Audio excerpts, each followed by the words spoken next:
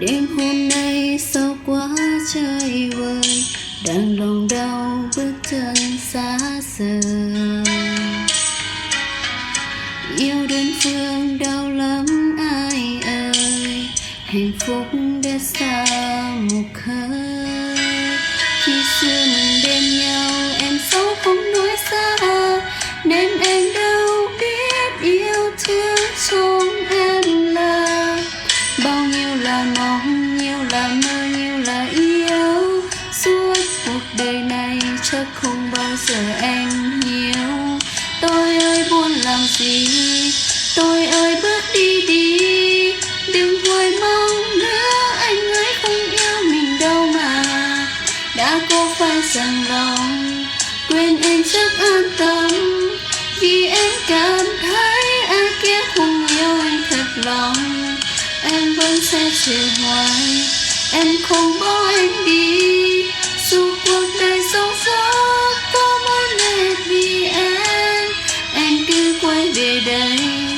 Em lo lắng cho ai, em sẽ không yêu ai người ơi anh.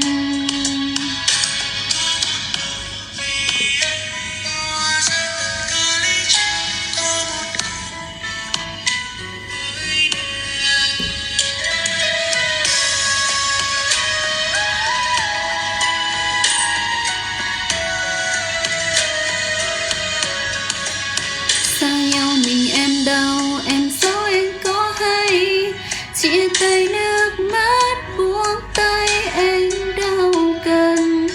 Bên em và yêu rồi sang càng quên, đau yêu em gần chắc không bao giờ anh hiểu.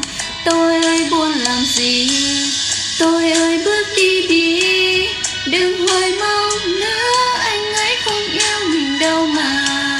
Đã có phải rằng lòng quên anh chắc an tâm, vì anh cảm thấy ai kia không yêu anh thật lòng. Em vẫn sẽ chờ hoài, em không bỏ anh đi, dù cuộc đời sóng gió có muốn mệt vì anh cứ quay về đây.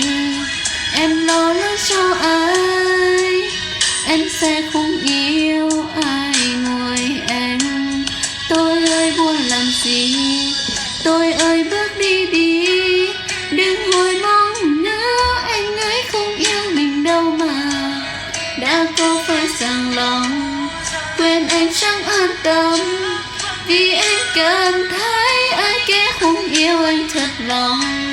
Em vẫn sẽ chờ hoài, em không bỏ anh đi, dù cuộc đời sóng gió có muốn mệt vì anh cứ quay về đây.